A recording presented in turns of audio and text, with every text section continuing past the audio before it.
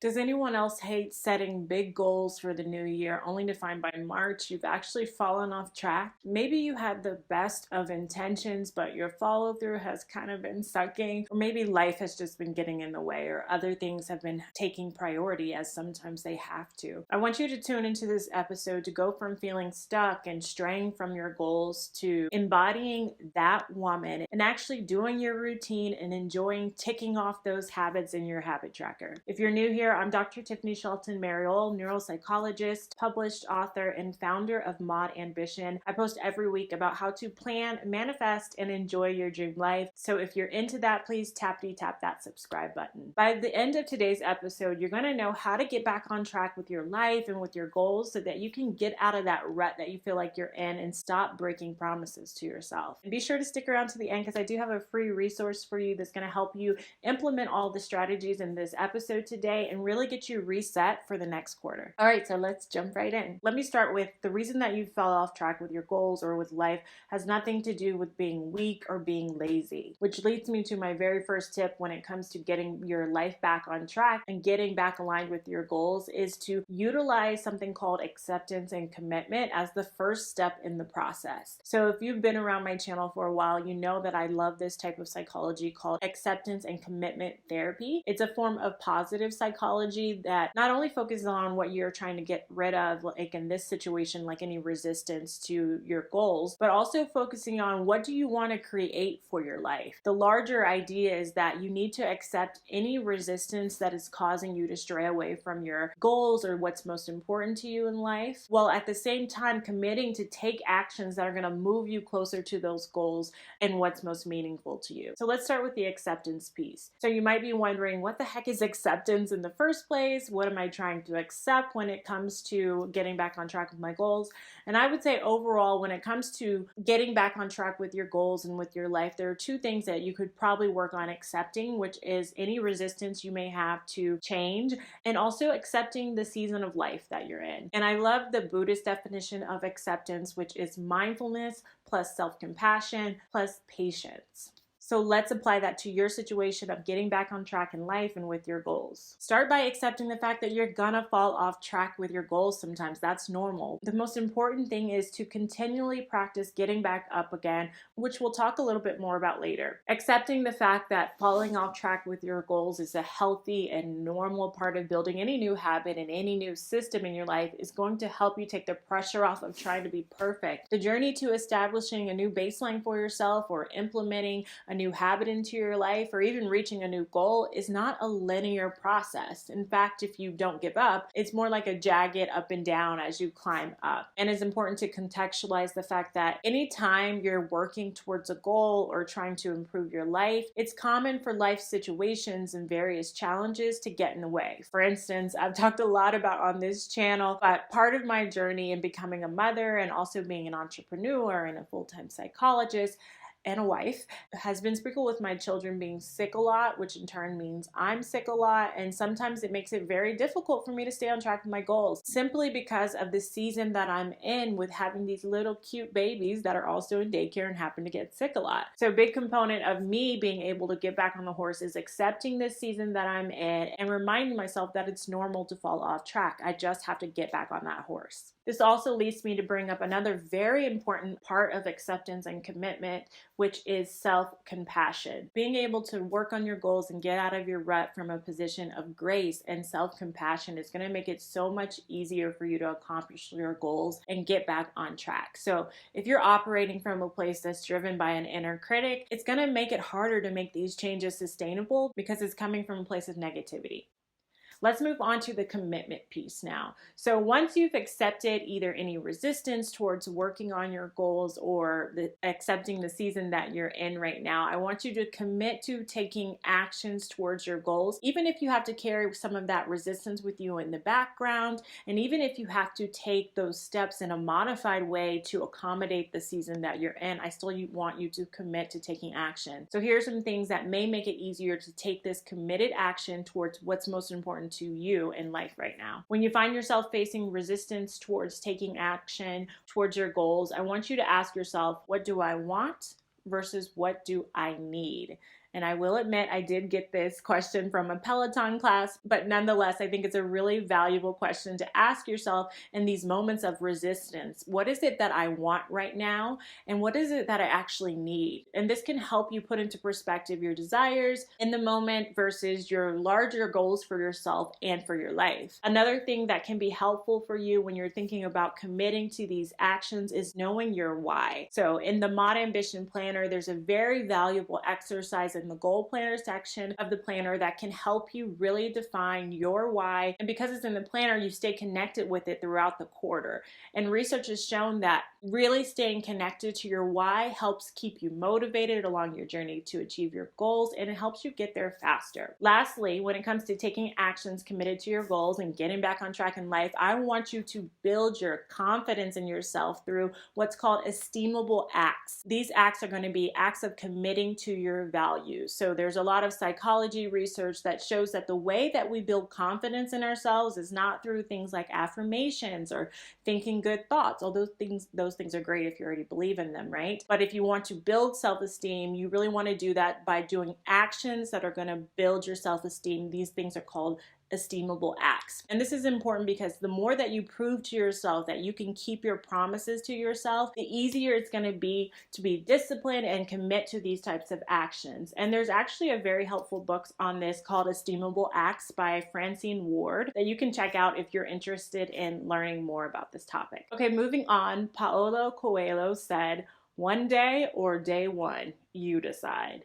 Which brings me to my second topic that's going to help you get back on track with your goals and with life, which is the art of starting. I want you to get into the habit of starting again and again until your new habit or routine or goal, whatever it is that you're trying to get back on track with, until that sticks. So let me repeat that so it's very clear because it's so important. Keep starting again and again until it sticks. And this is especially important if you're the type of person that you fall off a little bit and then you just say, F it, I already fell off, let me just throw in the towel. For instance, if you had one cheat cookie and then you just turn it into a cheat day. I'm here to tell you that one cheat cookie does not have to turn into a cheat day. Like I said earlier, falling off track is normal. It's part of the human experience. But what's most important is that you keep trying, and eventually whatever it is that you're wanting to accomplish is going to stick if you keep trying. You just have to find the best way to stick to it, and sometimes that takes practice and constantly getting back up on the horse and trying new ways of doing things, whatever it is you're trying to accomplish until you find a way that works best for you. So when I was pregnant with Layla and Chris, and even after during the newborn stage, my morning routine got really thrown out the window because, as most moms know, my priority at that time was sleep, and I wasn't getting much of it. After my babies kind of exited the newborn stage, right, so they're toddlers now, I was really ready to get back to my morning routine because, especially now as a mom, it's really the only opportunity I have with myself to take care of myself, just to have that peace and quiet, and I really love that time. Let me tell you, getting back on the horse was so hard. I had to keep trying and failing, but eventually it stopped and I was able to start waking back up early and start doing my thing. So just keep trying. And I want to give you something that can help you when it comes to the art of starting, and which is to have a plan. I want you to schedule these habits and routines that you're trying to implement, and then also experiment with different times and different ways of achieving these goals. When designing the Mod Ambition Planner, one of the really important things for me was to have a dedicated time blocking system for each day in the daily planning section. That way I can realistically map out these types of actions, and then I can go back at the end of the day and do like a time audit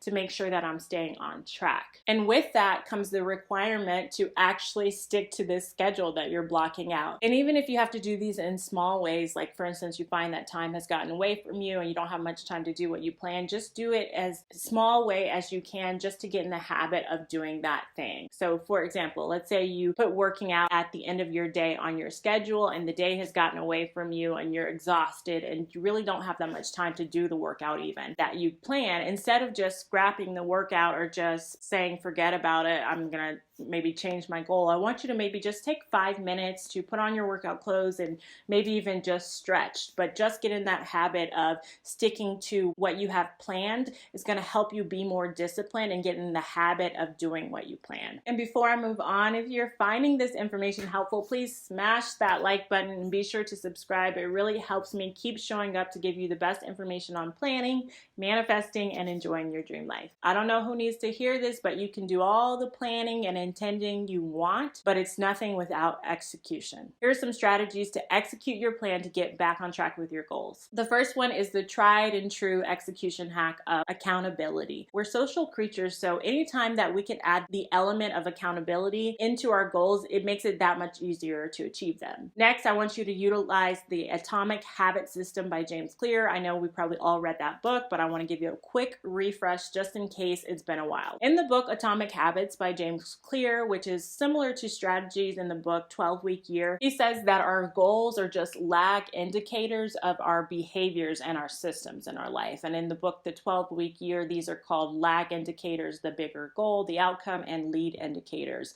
these actions and behaviors. And as I mentioned at the beginning of the video, I do have a special gift for you guys completely free, which is a 12-week year cheat sheet to help you reset for this new quarter. You can download it at the description below. I hope it helps you get reset for this new quarter. So if you're looking to get back on track with your larger goals and just to get back on track in life in general, learning how to solidify really good habits that bring you closer to your goals is going to be so important. So here are 4 things that he recommends, James Clear, when it comes to building habits. First up is to make the habit really obvious. And to illustrate these tenets, I want to use the example of trying to build the habit of working out. So if you wanted to make working out very obvious, it could be helpful to set the intention, such as I'm going to work out every day or 3 times a week each morning at 5 a.m. Then you may add habit stacking to make it even more obvious, such as right after I brush my teeth, I'm going to go put on my workout clothes and I'm going to go work out. So you're habit stacking, so it's just kind of automatic. And you could also design your environment to make it obvious, such as putting your workout clothes out the night before, so you have that cue when you wake up that I need to go work out. So it's really obvious to you. The next step that he mentions is to make it attractive. So this just means pairing something that you want to do with something you need to do. So in our working out example, you might allow yourself to listen to a podcast as you work out, or you might go to a gym that has a steam room that you really enjoy. So you get that 2-in-1 benefit. You get something you like, you also get something you need. To make it attractive, you could also join like a group that really enjoys working out. So it's reinforced as a good thing and it's really attractive. The next step in Atomic Habits is to make it really easy. So you want to reduce any friction when it comes to being able to build this habit. So in our workout example, you may make it easy as possible by maybe starting with home workouts that you could just jump into really quickly, or really limiting the amount of time of your workouts to like 5 or 10 minutes. So you're slowly building up to a longer session. And in the book, James Clear even recommends breaking down your habits until you can do them just in 2 minutes and then working your way up, because this is gonna really get you in the habit of doing it if it's really easy. And then lastly, you wanna make it satisfying. So reinforcement is really important when you're trying to build a habit. This is something you're gonna do after you've done the thing that you wanna do. So in our workout example, that might mean making a really healthy, tasty smoothie or taking a hot, relaxing shower or something like that. So in summary, you want to make it obvious, you want to make it attractive, you want to make it easy, and you want to make it satisfying. Okay, so now that you know how to build a habit that's going to help you get back on track with your goals and with life, I also want to share another execution hack, which is tracking. I've shared on this channel before how much research has shown that habit tracking really does help solidify these new behaviors that we're trying to start. Largely because it keeps us mindful of when we're doing something and when we're not doing something. You also stay mindful of what might be getting in the way, and this allows you to be able to course correct. So in the Modern Ambition Planner, on the weekly planning page, you have a habit tracker that helps you implement this on a day-to-day basis, week-to-week basis, and it has like every day of the week on that weekly planning. And there's also a specific space for reflection within the planning pages that you can write down anything that may be getting in your way. You can also infuse this in some type of planner that you use, or you can do it digitally. Just make sure whatever you're using, it helps you track your habits, and that's going to help you solidify them even even more. For instance, you might notice in this tracking that you're straying away from what you're doing because you don't feel confident. So you don't feel like you really know what to do what you're doing. A study actually in Psychology Today mentioned that feeling like we comprehend what we're doing at work can lead us to be more engaged. If we're good at something, it's probably less frustrating and we enjoy it more. Related research suggests that we stay most engaged and motivated when the difficulty of the task is in the sweet spot between being too hard, which can make us feel bad about ourselves, and too easy, which can be boring. And as a thank you for the folks who have stuck around to the video until this point, I want to give you a special discount for you for the Mod Ambition Planner. So you're going to be able to get 15% off in celebration of resetting for this new quarter. I hope that helps you out. Just get started fresh for the new quarter. You can use the discount code Q2RESET, or you can find the information below. This offer lasts to April 8th, so be sure you check it out today. And if you like this episode, please subscribe or follow the Mod Ambition podcast. I've teed up a video I did on how to stick to your schedule and actually do what you plan. Until next time, cheers to planning, manifesting, and enjoying your dream life. Namaste.